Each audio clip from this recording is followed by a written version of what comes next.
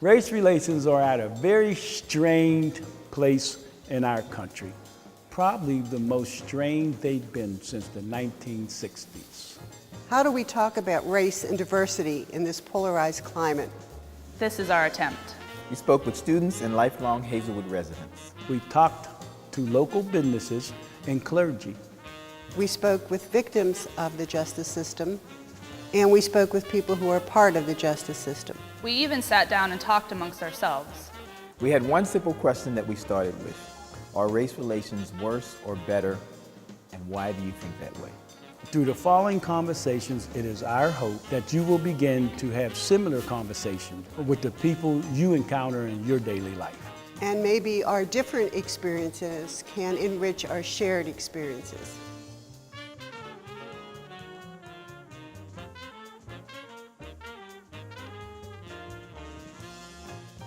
So first of all, we want to welcome Christy Pietro and Reverend Michael Murray, both lifetime residents here in the greater Hazelwood community.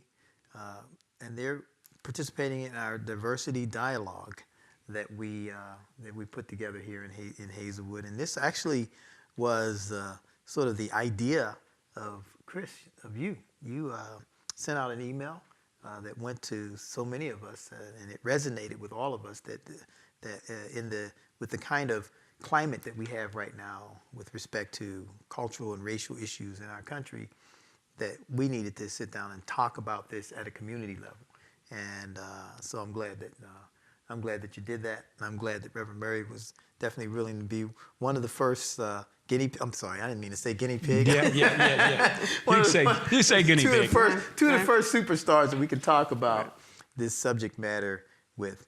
You know, Hazelwood has come a long way over the years, and I feel like I'm sitting between two people who could give me actually a complete history of Hazelwood. So between the two of you, you have your collective knowledge is outstanding, and we want to tap into that as we go through this discussion. As you think about where we are now in our country and where we've come from, when you go back and you think about Jim Crow days, when you think about the civil rights movement, all those things, and then you look at where we are today, there were so many people who were a part of the struggle to try to make dialogue happen back then. It was so much harder, it seemed like, for people to talk about these things back then than it is today.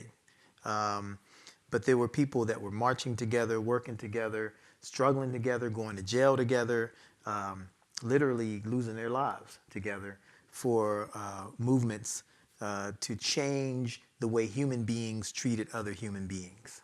And so as you think about where we are today, I just want you to take a few minutes and give us an idea of how you're looking at today with respect, sort of in relationship to some of the days in the past. When I thought about this, when I realized that we needed in Hazelwood to have this conversation, this dialogue, it was because I saw the horrible things that were happening down in Charlottesville, and I thought that could happen in our community. And because although Hazelwood in its history has always kept race kind of quiet, there were unspoken things that happened. When I was growing up, I can remember you never saw a black person down below, what we call down below the tracks. There were certain parts in the community they weren't allowed to come, and it was just like an unspoken law that didn't happen. And when I was growing up in our household, we really didn't discuss race. What we talked about oftentimes was how people were treated, who were treated differently because of their color of their skin, or because they were a different race or ethnicity, or their religion was different. So those kinds of discussions happen, and not because being a white, and I must say privileged person, even though when you look at the economics of everything, economically we weren't really the privileged people. Mm-hmm. But I did not experience that racism. My experience with racism happened by what I saw happen to friends of mine. You know, going to the movie theater and finding out that the person that you were in the movie theater with, we had to sit in the balcony because she was a black girl, and that to me was like unbelievable. And coming home and saying to my mother, you know, Marie and I went to the movies and we had to sit in the balcony because she was black, and my mother saying to me, well, you know, sitting down and saying to me, I didn't want to warn you that that was going to happen because I didn't want you to be super sensitive to it. So before you go into too much detail of what it was like for you to grow up in Hazelwood, talk a little more about, relative to what things were like back then, of your opinion of where we are now relative to where we came from, you know? Well, I think today that it's a little bit different, but I have to be real honest to you, from my perspective, I don't think it's a lot different. I think there's still a lot of very quiet racism that goes on. People don't speak up, don't say it. However, they don't also stand up against it when it is blatantly right in front of their eyes. And to me, that's frightening. You know, I think about when we began the Greater Hazelwood Community Collaborative and some really tough meetings that we went through and it was clearly, to me, that these were racial issues that had been bubbling behind the scenes. And it was a really difficult 1-2 years that we went through. And to me, it was something that we had to get through before we can begin to develop and try to work on ensuring that any development that happens is an inclusive development and that the people here can benefit from it. Because if that's not in the forethought of what we do, it's not going to happen. It's not going to happen. It has to be at the top of the agenda all the time. So we have to ask that question every time development happens. How is this going to affect those who are most vulnerable in our community? And to me, my perspective is those most vulnerable tend to be primarily our African American community. So Reverend Murray, your thoughts on, you know, how you compare where we are today to some of the days that, you know, in the past where we were dealing with some serious high racial tension that you saw on television and, you know, burnings and, you know, lynchings and all those kinds of things. How do you see it? Well, it's not strange that you said that, and when you mentioned how you saw it on TV and how you perceived it, it's not strange you said that's because coming up here in Hazelwood as a child and then a teenager, it wasn't that it was camouflaged. What it was is that we were so into each other as family, not just immediate family or biological family, but as a community family living down in the Glenwood area. It was like a family. And mostly everybody, all of us African American, were looking out for each other. And we did have relationships with the Western Caucasian. We had relationships. They weren't broad relationships because they mostly owned the stores that were down there. So we went in and out of the stores, brought the wares that was needed. But we basically stuck among ourselves.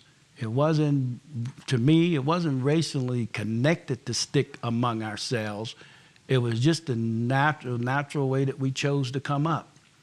We didn't use racism as a barrier, but that was what we were taught, that as a family and as a community, knit family, and living down there as our little community, you came up enjoying each other. So the time that we did perceive it was when we would see it on TV, and then when the era came with the civil rights and things like that. And as a group of young men that's coming up, and young ladies, we never sat into, that I can remember, and brought up a conversation, a racist conversation, which is, now that I look back, it's not strange, it was intentional. That wasn't our lifestyle. We had each other, and that was most important to us. Now, when we went into the stores that were owned, that was not owned by us, by the African Americans. We were taught by our families to respect everyone that's older than you, respect others' properties. So we went in, and every now and then we might get a bad statement mentioned to us. You know, don't come in here if you come in here to steal my stuff, and things like that. So but we never really connected ourselves into that was racially connected. But it was, but we didn't understand that then, because we weren't trying to look for that. But we understood it as we got a little older, and we say, well, you know, why does he say that to us all the time? You know, and then we started to realize that there was racism. So listening to some of the things that you just said, Reverend Murray, you brought up this idea of things that you were taught, and which makes me think it would be good for us to hear from both of you what you were taught, not so much by the neighborhood, but what you were taught in your homes growing up. What are some of the first things that you were taught about other people that were not like you, that were different from you? And I'll start off with you, Kristen. Well, in our household, we didn't talk specifically about race. Like I said, we would, if it's something we would see on the TV or something that someone had experienced, there would be some discussion about it. In my household, as I remember it, we were very open and very, as far as, I mean, we didn't use the word diversity, but I remember my mother saying that everybody is different, and everybody, because they're different, bring different skills and attributes and fruits to the table. And that was a good thing.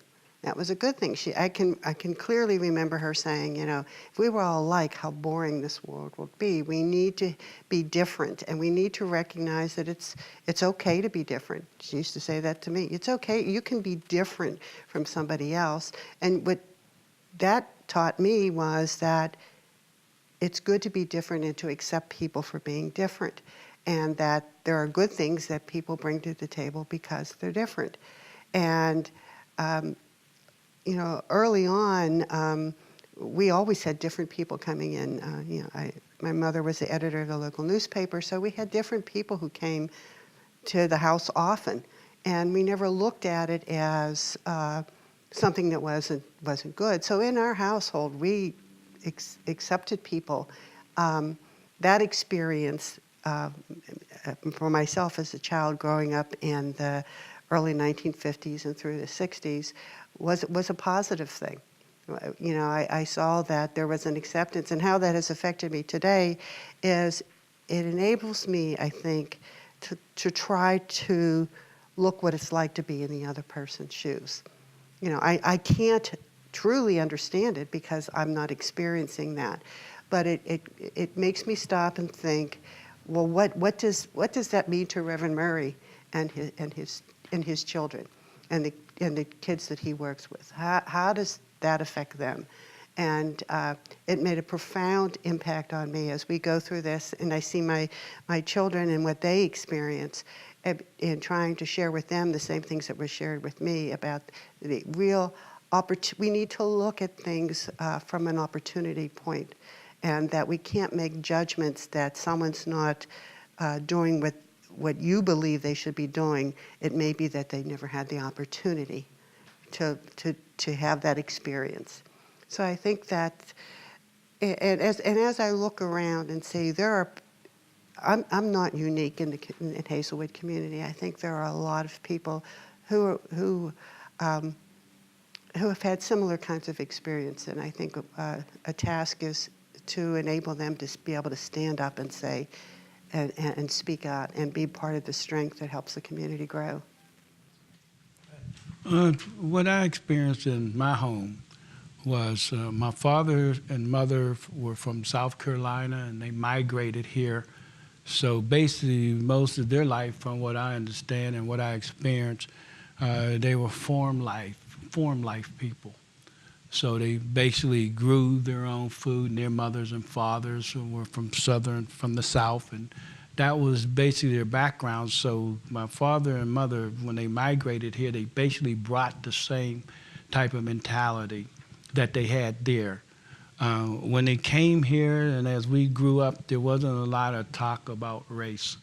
It wasn't there. It was more of ethics, work ethics, how to make it in life. Don't let nobody keep you from trying to make it, and every person should pull their own weight. And being one of 10 children, my father and mother probably didn't have much time mentally to try to throw themselves into areas that they thought wasn't quality of training and teaching and upbringing for us, the kids. They never came home that I can remember and had a racist conversation. My mother worked at Heinz. I never heard her come in the door explaining that she was mistreated by someone of another color. My father worked in the mill all his life. I never heard him come in the house and use race as a crutch for he wasn't making it, and somebody was holding him and keeping him back. Didn't have any of that. And even with down in the community part we were in, it was broken up, and it might have been broken up racially, where we were always around African Americans and Caucasians always around Caucasians. We really didn't have a lot of young Caucasians down in Glenwood in the community area when I was coming up. There were some, but it seemed like the African American was outnumbering the Caucasians that was living down there. So we really didn't do a lot of zooming in with us versus them. It just wasn't that. And when my father was teaching and training us up in the house, I don't believe they blindfolded it on purpose. I don't believe they did that. It was on purpose. But in a way it was to a degree, because their method and motto was to train us up to become good quality citizens. And in whatever they may have determined would deter that, they probably intentionally didn't do that. And as fast as they was having kids, they probably wasn't thinking too much on those lines to begin with. It was get the food on the table, the clothes on their back, get them educated. And so I'm glad, honestly, I was glad it wasn't preached against, but it wasn't, I don't believe, that my parents were not aware, because they were from the South. Right, right. And so that was kind of some of the version of how you picked up some racism, because you were down there. It sounds like, you all being in this community, like if we talked about a broader experience, but it sounds like being in this community, you experience more of a closeness in this community, where the community members, if they know you, you have there's this favoritism from just being known in the community, so you don't experience it so much. But I was listening to you all, because even myself as a baby boomer, I remember the things that I was taught when I was growing up. I was, and my father in particular, who was from the South as well, taught me you can only trust white people, but so much. Mm-hmm. And then you gotta watch. You gotta watch them, because they will turn on you on a dime. That's what I was taught. That stuck when I was a young kid. That stuck with me, so that I was always very watchful, and I wasn't sure when they was gonna turn that switch on and off. And sometimes I would turn it off, trying to be proactive, trying to protect myself, But then as he gave me that information as a young boy, later he was giving me the information of my makeup, my actual cultural makeup, or ethnic makeup. So then I found out that I was Native American, that I was Italian, because like I said, my grandfather was Italian. I have English, Irish, German, and there's one other thing. There's six things. And when he told me that, at a time when I was trying to discover who I was, African, I'm sorry. How can I forget African? All those six things that made me up. When he told me that, that's when I started the journey. The journey started for me, because I was like, wait a minute. White doesn't mean white. What does this mean? I had to start really figuring out what it meant. How do I differentiate You know, when I see a white person, you know, I don't know if they're Italian. I don't know if they're German. I don't know if they're, and if they are German, they're related to me. And if they are, I mean, I started thinking like that at a very young age, you know. But I said that to say that in our home, and my father was a pastor. I know what he experienced coming up in the South, and so when people, a lot of times when we're growing up in our homes, our family loves us, and their advice to us is out of love and trying to protect us, and so they will give you information similar to that, you know, and you have to navigate that kind of traffic, that kind of information traffic, and then you have to try to figure out where to put different things, how to eat the meat and spit out the bones. But it's very interesting to hear your accounts. I would like to hear from an access and resource standpoint, you know, what your experiences were growing up in this community, because you're in the same community. It sounds like you had access to some of the same things, you know. But did you know that you were experiencing racism when you were growing up, or did you know that there was racism in this community, and how did you see that working out in this community in particular? And back then, or Yeah, back then, as you were growing up, like as you were growing up. my first experience with racism didn't come till I left Bergwin, and then I came to Gladstone. So 7th grade, 14. And some of it started with the sports.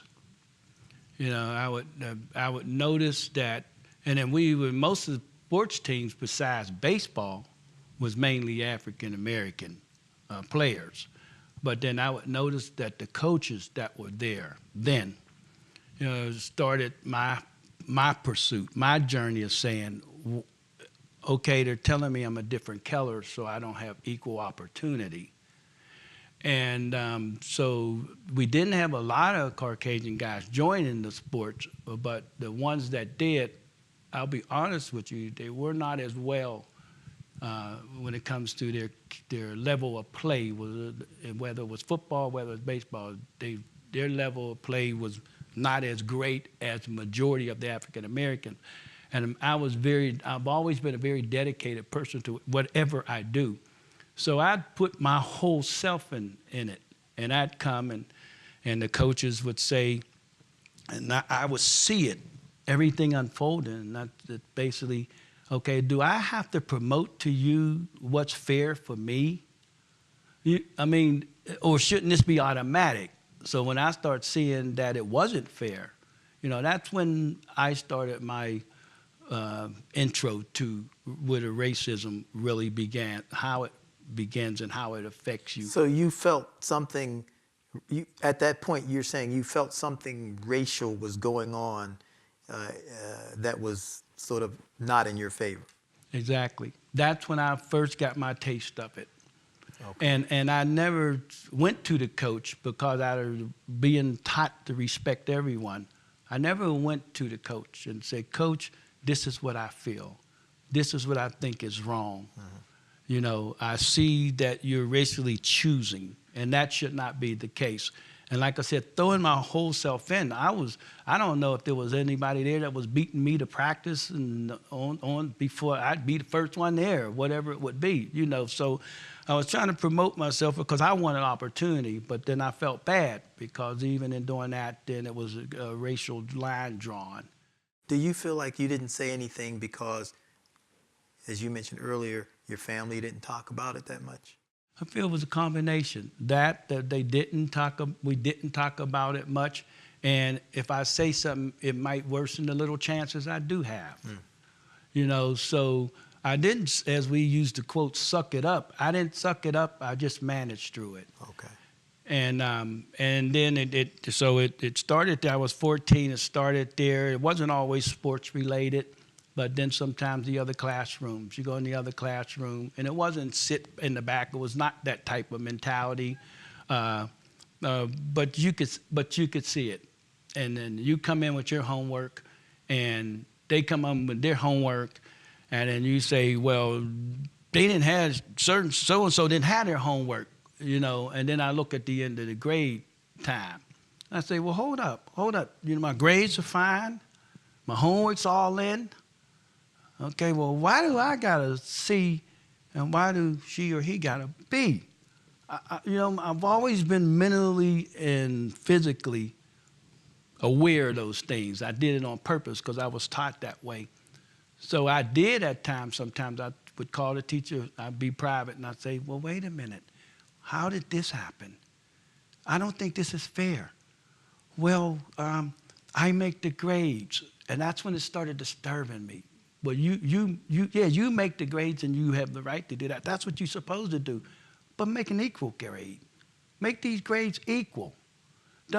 My family's teaching me up, and my father is stern, and he has a right to be about education, and I'm doing everything I'm supposed to do. So why should I go face the crisis at home for being unequally treated? So when you experienced that, did you line that up with racism against you? Did you feel that that was racism, that you got a lower grade than somebody else? Well, there was enough evidence. I mean, there was just enough evidence with the treatment, the humane treatment. It wasn't off the chain, as we say, but, well, how come I can't do that? Well, I don't need you to do that. So in your mind, were you kind of speculating it, or was it just like you had this sense that something unjust was happening to you? I not only had the sense, I had the evidence. You had evidence, okay. So, and then that's when I started living, that's when it started, the awareness started coming on more and more. And I spoke out. I didn't speak blatantly out, you know, because of my father's training and my mother's training always put you in a guideline perspective. Don't overdo anything. You know, you have a right to say something. Don't go overboard. Mm-hmm.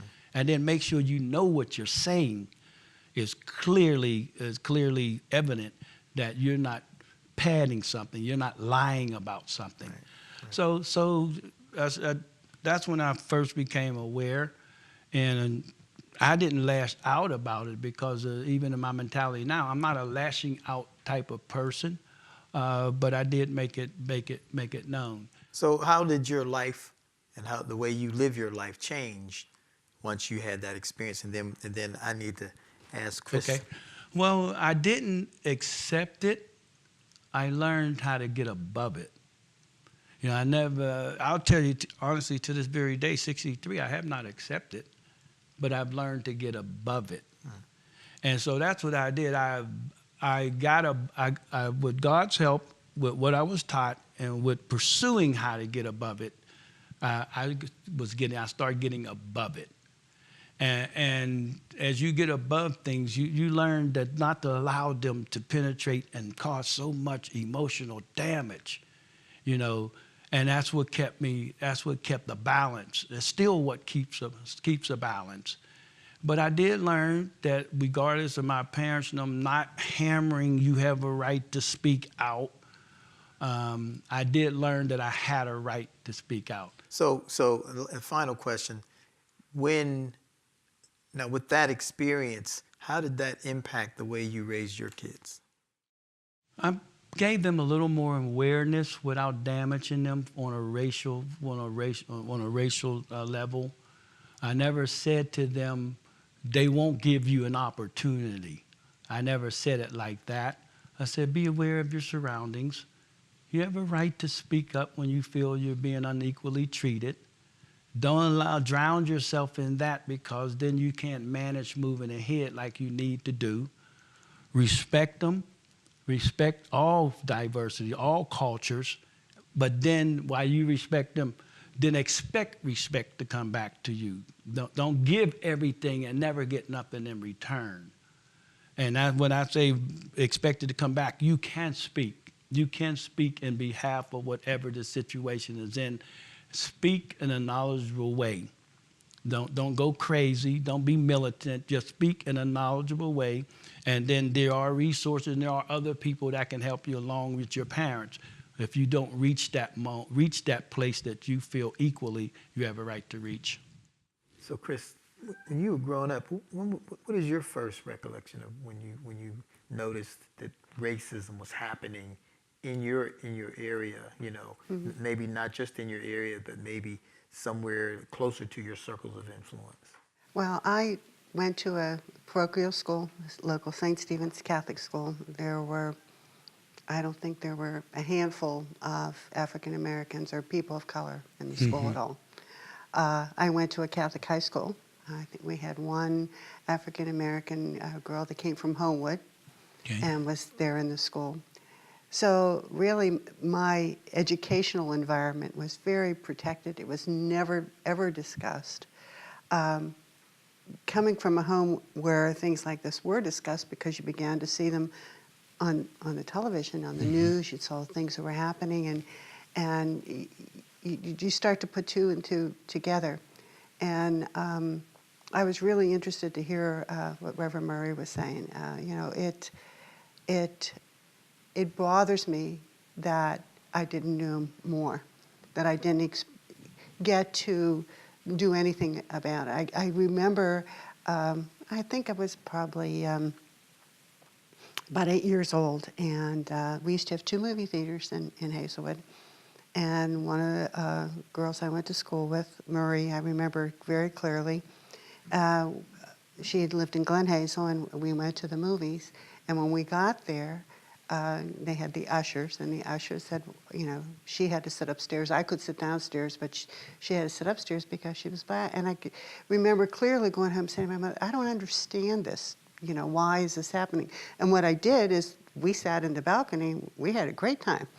And but I do remember Marie putting her head down and feeling really. She was it really affected her, and I can remember walking home. She never said a word about it, never talked about it, but you know, listening to what you're sharing, I'm thinking, geez, you know, it had to be terribly hurtful to her, and to be so separated from that. I think that, and then you begin to see things on TV, and you know, I think that this is what TV does to you.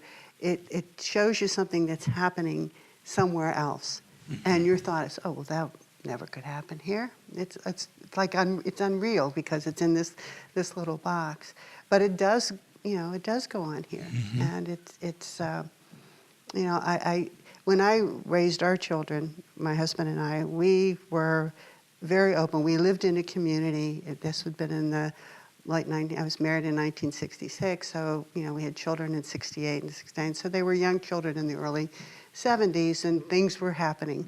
And you know what we tried to share with them is an openness and a way to listen to them and what they experience and what they are feeling, and try to get them to understand what might be happening to somebody else. And that's a hard thing. It's a hard thing to do that, but you have to make children, and I think you do it by example. And you know, we tried to be examples of showing them that, you know, we all have prejudices. Everybody has prejudices. But there's a difference between prejudging someone and it is by being racist, where you support institutions that allow it to continue. And you know, there's you know, there are things that happen in the world and things that happen in your neighborhood that are really institutional. The racism, I think, that goes on is institutional. It's ingrained. And in order to do anything about it, everybody has to stand up and say, wait a minute, this is wrong. This isn't right. And do it in a way that they can be heard, so you don't get discounted from what you're saying because of being radical about it. However, being a little radical myself, I think you need to have people who stand up, who are the radicals, the revolutionaries, because they're the ones to be able to make you stop and think and say, well, wait a minute, what they're saying, there is truth in what they say.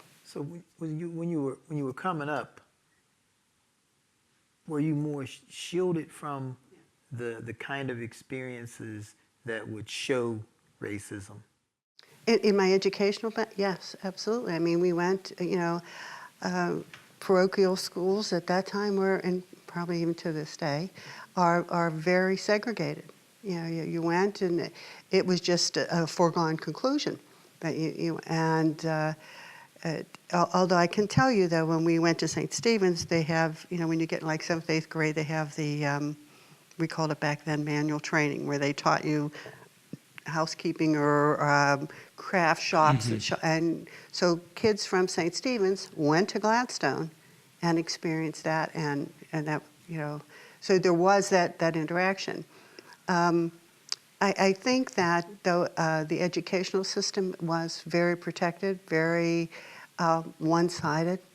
And as I got older, I began to question that. I can remember questioning it in the classroom. That was, probably, I graduated in 1965, so in 64 and 63, I started asking questions in civics class, and you start bringing those kinds of conversations up.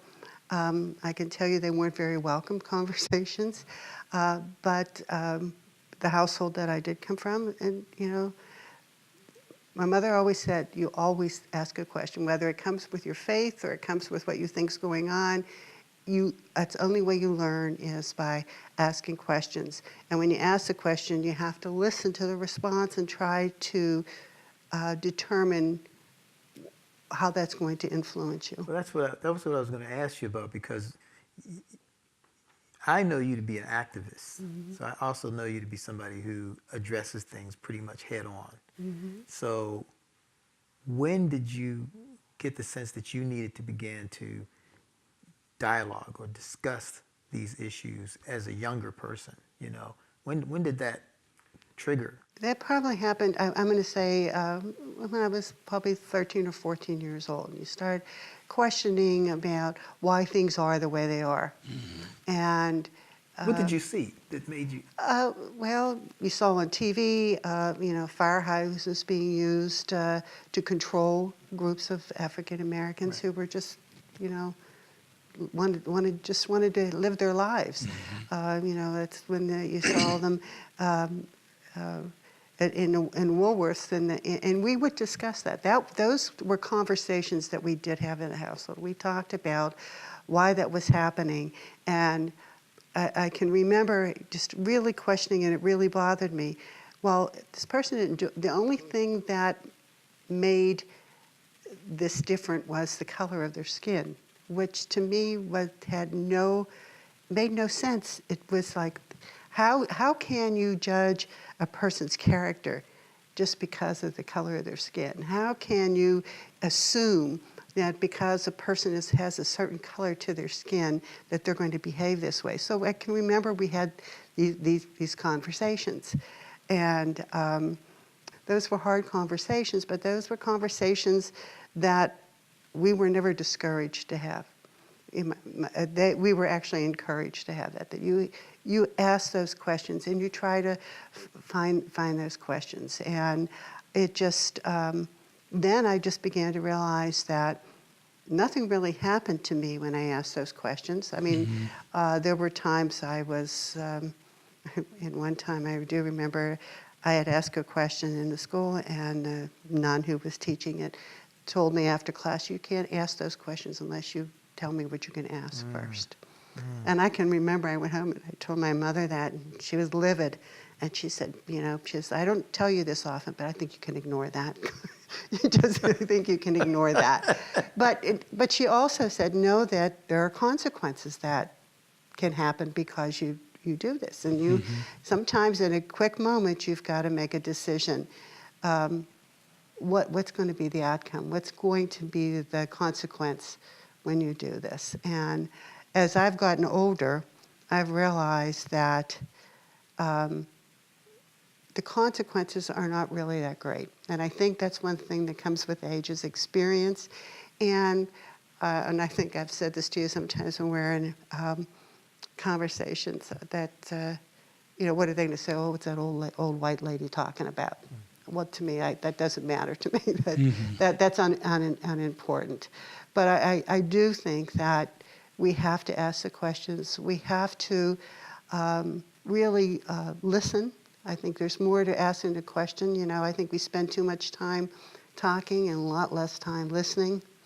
And I think you learn by listening. And that was really what I was taught. You have to listen and you have to experience people. And when I hear Reverend Murray talking about when he was growing up, although I can remember as a kid the Murray family, the Fuller family, there was another one, Foreman. No, not Foreman. Yeah, Foreman. Foremans. Yeah. They're the I Foremans. remember them as they were always the epitome of these were strong families that were here in the community, and you always respected them. Reverend Alvin Kuhn. I remember to this day they were always welcoming, and my mother was someone who did not mind being the only one. When you went somewhere, and that was okay. She says, you need to experience what it's like to be a minority, whether it's a woman or whether it's a race or whether ethnicity. It's about experience, and that's how you learn about people, is being able to have that experience. So how did that impact the way you taught your children? The things that you and Carl said to your children? What we said to our kids is, you can't allow outside sources to determine what you believe or what you go by what your experience is. And everybody's going to have a bad experience. But when you have that bad experience, you ask yourself simple questions. This didn't happen because this person was black or this person was white or this person was a male or this one was a female. It happened because of an experience and to learn from it. And we've been very fortunate. Our children work hard at it. And it's not, we told them, this isn't going to be easy. If you're in a group and something's being said and you don't think that that's the right thing that's being said, my expectation is for them was you speak up about it. And sometimes that's really hard, and sometimes you got to be careful. And a couple of times they had, some difficult situations happen to them because they did. But I said, you stop back and you look, and you look at, what was the best thing that happened out of that, and what could you have done differently? See, the point you bring up is very important. It contrasts, though, this idea that, like when we talk about, you take each experience individually that is happening to you, but there's a contrast with that when you start talking about the systematic dynamics of what we're dealing with. And I think you all, I wish you had time to speak to that, but I think our time is getting, is coming to a close here. But I will say this, I looked at one of the common threads that you all had when you talked about going to your coach and not wanting to go too far because you felt like there was going to be some repercussion. And then when you was talking about the nun that you were talking to, and she was warning you, and you felt like, you sort of felt that. You knew that there was something, there was a stoppage there. You need to stop right there. Of course, your mom laid that to rest pretty quick. Right. But I thought it was interesting how you both experienced a sort of a pushback. Your pushback came from within, and your pushback came from without. Like the nun just straight up tried to stop you, and you had this thing inside of you that was saying, I don't want to go too far because I have evidence. I have evidence that something's wrong, and I don't want to push this person too far. So I think it's very interesting. Boy, I wish we had more time, but we do need to wrap up because Reverend Murray has has things that he has to do. Okay. I'm okay. But we really do want to thank you all for sharing with us. This is a very courageous conversation, and your honesty and your forthrightness means a lot and will mean a lot to others who we will interview and talk to. We will share with them your input, your information and things that you have said, so that they can kind of hobo that train and and understand this is how two baby boomers who grew up in the same community experienced life and experienced racism and difficulties and what have you, and challenges. And maybe it will encourage everybody to be as honest as possible, because we have to have honest and open conversations about these things. Thank you. Thank you. Okay. Thank you. Thank you.